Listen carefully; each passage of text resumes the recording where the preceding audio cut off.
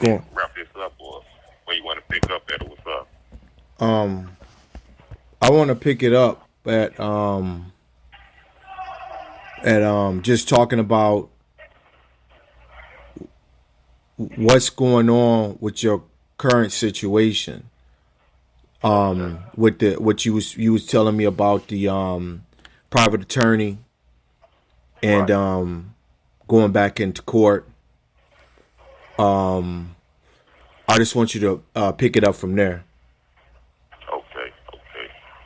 Now, just tell people who you are again and what you just briefly give us a back, and then go into where you at right now in the process. Okay. My name is Derrick Jordan, currently being held at the Hill Correctional Center in Hillsburg, Illinois. How long have you been locked down, bro?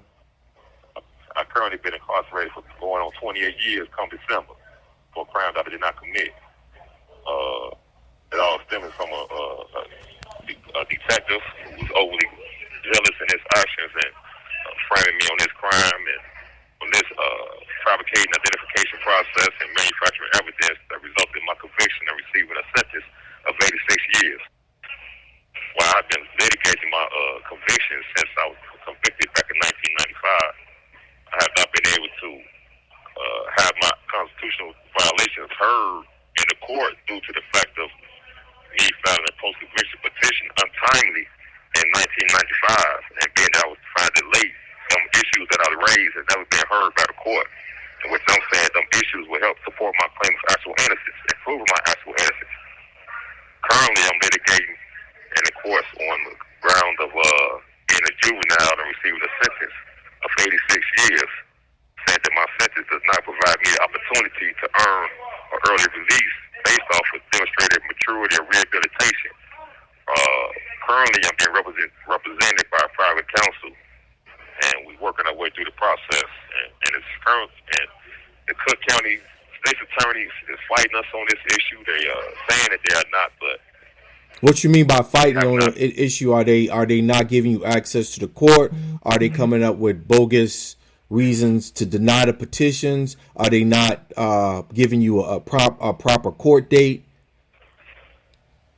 Well, this issue came. The issue was ruled upon in Illinois in P versus Buffer, where the Illinois Supreme Court said any individual under the age of 18 that received a sentence of more than 40 years are constitutional in 2019. What And case once is I that? filed my, that's the P versus Buffer, Okay. and in Buffer that's when they made this ruling. So any juvenile or individual under the age of 18 that received a sentence of more than 40 years, our sentence will be determined to be unconstitutional, being that it subjects us to cruel and unusual punishment. And what? How And old were since you when you then, were? How old were you when you were convicted? I was 16 when I was convicted. The crime occurred when I was 14. Okay, and but you were you locked down from 14 to 16, or because I know you went out for a minute and then they caught up with you, and how long were you actually in Cook County before you were actually convicted? I was first arrested in October, got out for almost 2 months. Then I was arrested again in December when I was 15 Okay, of 1993. So okay. from December 6th, 1993 to present, I have been incarcerated continuously. You know, I got a question for you that you talked about yesterday. It was an eyewitness on your case. It's somebody who was doing the actual identification. Has anybody went back, talked to that witness, and figured I have out? I had a journalist who I was dealing with some time ago, and he went and spoke with this witness, but this witness did not want to cooperate or say anything more with regards to revisiting the crime itself. So nothing came out of that discussion. Has anybody? What year was that when the journalist went and talked to him? That person. How long ago was I it? believe it was around 2015, I believe it was. 2015. Yeah. Because this witness is the one that identified you and misidentified you, I should say, and Yes. and I was wondering, because that's newly discovered evidence. If they retract their statement, and And is that the only thing that connected you to the crime? Was this eyewitness? It was two witnesses. It was two witnesses. Only one witness picked me out of a lineup. The other witness picked me out of a photo array. Okay, and the photo array, everything was corrupted. Right. Outside of those witnesses, there was no physical evidence linking me to this crime at all. And but those witnesses were corrupted too, because we dealing with a corrupt police station. We don't know how they went about they out of identification. You know what I'm saying? It was this. The identification process was never challenged to understand how was it done, who was it done with, what process they went through in conducting the identification process. We've seen the photo array, which is highly suggestive, and which you can see the photo array on my YouTube page at Free Derrick Jordan Movement. Free Derrick Jordan in quotation marks. Say it again. Say it again. Say it again. What's the website? What's the website, bro? Free Derrick on YouTube at Free Derrick Jordan Movement in quotation marks. You can actually see the photo array. Okay. The photo lineup that I stood in.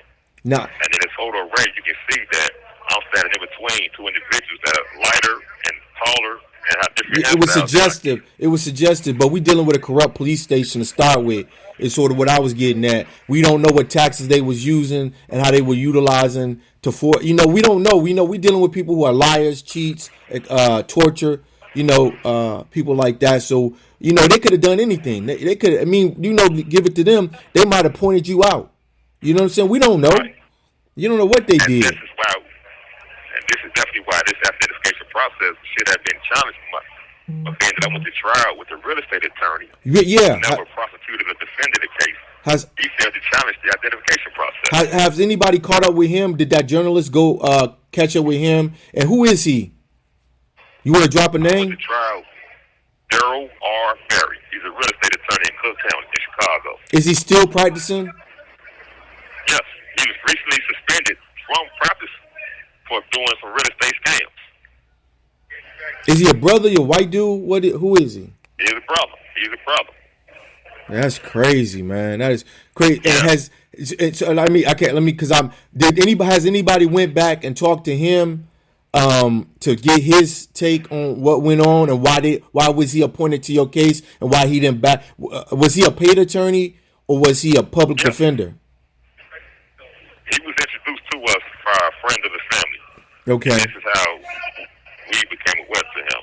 Okay. And one of the problems that we had is I was never subjected to any kind of criminal prosecution before. Neither has my family been. Brothers, fathers, uncles. Right. So we had no experience in understanding what kind of lawyer to look for. We just know we need a lawyer to represent me once I was charged in the door. And this is the attorney that we settled on. I would say settled with, or decided to go with, being recommended to us by a family relative. And the end result is he did absolutely no investigative work at all. He conducted no investigative work at all. He simply relied upon the state's theory of it and went from there. Well, yeah, he didn't know how, like you say, he first of all, he wasn't versed in a criminal procedure because he's a real estate lawyer. But second off, the level of competency to even get into a murder case, let alone a juvenile murder case, you got to be a seasoned criminal attorney to be sitting there. And like you said, so can you explain how you got barred from bringing your post conviction? Was it lack of access to the law library that caused it? Was it not knowing that you had a period of time that you needed to challenge or go to the district court and challenge your case? What happened in that matter? In that matter, I remind you, at this time I'm 17, 18 years old, trying to file a post conviction petition, having had no prior experience with the law. When I was held in juvenile, we do not have any law facilities. We have no access to any law personnel. We are just sitting there. And so once I start preparing myself for filing post-conviction, I have access to the law facilities, but I did not properly understand the statute at this point in time. And so I thought I had 6 months after the filing of my, after denial of my post-conviction petition to file a post-conviction, after denial of my direct appeal to file the post-conviction petition, which wasn't the case. So being that I filed that post-conviction petition late, that's what gave the state room to say, well, this petition is statutory void, being that statutory untimely. So therefore, the issues that I raised was never heard. So did you go up? Did you file a habeas corpus afterwards? I filed a habeas corpus, which was denied as well. Okay. What was the same? Did you bring the same matters in the habeas corpus petition? Being that the post-conviction issues was never heard by the Illinois Supreme Court, I couldn't take them issues to the habeas corpus, to the federal courts. Okay. Being that they require you to get a state courts the opportunity to resolve these matters. And being that I could never go advance with them issues, I could not go to the higher courts with them issues. Now, and you in your case it's funny because you have no DNA, no newly discovered evidence. The witness that said that that they saw what they saw is refusing to come forward. Now, fast forward to right now. You told me a little bit yesterday about what you have in the courts and what's going on. Not trying to jeopardize your current petition or your pursuit of getting out. So you got it set up now. You got a private attorney, and you're challenging what now? The being a juvenile issue? Yes. Okay. I'm challenging the fact of being a juvenile and receiving a life sentence. Right. A de facto life sentence. De facto life sentence. And when's your next court date? I don't know the exact date. It's in January. It's in January 2022.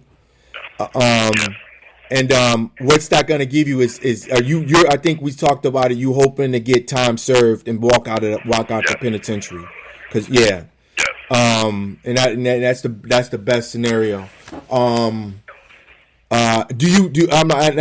kind of like lost on this. Does that petition go back to the court that initially, is that a district court? It goes back to the sentencing judge, huh?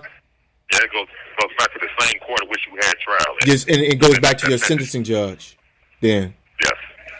How has he or she been on your matters? Are they sympathetic to them? Because when the prosecutor brought up the issue and put up the denial for relief, but how did the judge side? Did the judge side with the prosecutor? I'm talking about your first post conviction when you were barred procedurally.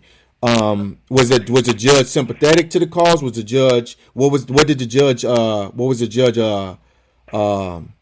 recommendations on that? You remember? The judge I'm in front of right now is not the same judge I had my trial in front of. My case was assigned before this judge in 2008. Okay, this judge had been before. So did the sentencing judge retire or something? Yes. Okay.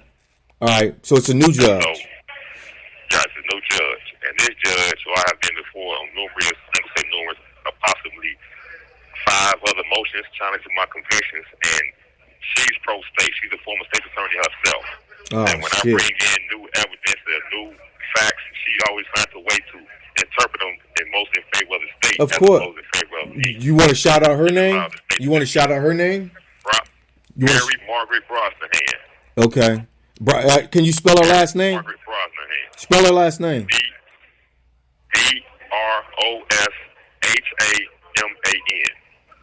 So she's either bucking for chief judgeship, or she's bucking for a Senate seat, or she's bucking for something. She's trying to run. She's trying to run on her record. You know what I'm saying? And her record is denying, huh? And that's what she's been doing, constantly making rulings that what she feels is appropriate, as opposed to what the law demands that she has. Right now, yeah, she's running on a record. She's trying to keep her record pro state, so she can bid for a job. That's all it is. She don't get no. She's not even looking, like you say. She's not looking at the situation. She's trying to keep it. When she gets ready to do whatever she's gonna do, her next move, she's gonna say, "Look at my record. I've denied all their asses. You know what I'm saying? You know how I get down. So give me the job." It's basically what she's doing right now. Yeah, I know. That's what it is. Yeah, exactly what it is. So what we have to do? How does what can we do to help you, bro? What are you got the stage now? You going out to the world via our podcast. What do you want from community, from just in general? What do you need to help you get you out of your situation you currently in? I think for the community to become more aware to it and to make the media aware to it, being that once the community is aware to what the judges in Cook County are doing, the judges will be less inclined to do these things that they have been doing because they would dump the spotlight then. Yeah, definitely, because they doing it behind closed doors, and they doing it with to a group of people that nobody gives no fuck about. That's how they feel. They feel like that. You know what I'm saying? Like we can do whatever the fuck we want to do to them, and actually, the worse we treat them, the better off our careers are. So, especially in a town like Illinois, my problem I have, and I've been thinking about this all day, is just the fact that I'm not seeing anybody come out there because they know, because like I said, that station two, that precinct was all in the news, and you see all these celebrities coming out of Chicago, and nobody's really, they profit off of the behavior. They call it drill music. You know what I'm saying? Right. And they profit off this drill music, but they're not doing anything to reach back to try to help the brothers get out. Not even bringing it up in a conversation. Not even use their pulpit of power to elevate the conversation to another level. You know what I'm saying? That's really bothering the fuck out of me, man. It's really bothering me. That definitely is. It's bothering me, man. We have nobody in Illinois that pushing the issue that we have in New York City with Jay-Z. How you have in Philadelphia with me? What you had in Mississippi with Gotti and them. Yes, with David Banner. Yeah. With Atlanta with T.I. Yeah. We asking for our unity representatives that say they come from the streets to help us and push our cause out there. Yes, sir. Push these wrongs that are done to our community out there. Yes, sir. We say why these wrongs are going on because the community don't trust the police, and because we allow the police continue to come into our communities without dealing, bro. Yes, sir. That's a problem we must be addressed. You gonna hit me back? No, not tonight, but I probably can get at you in a couple of days, though. Yeah, give me some forewarning. Thank you for using Securus. Goodbye. Yes, sir.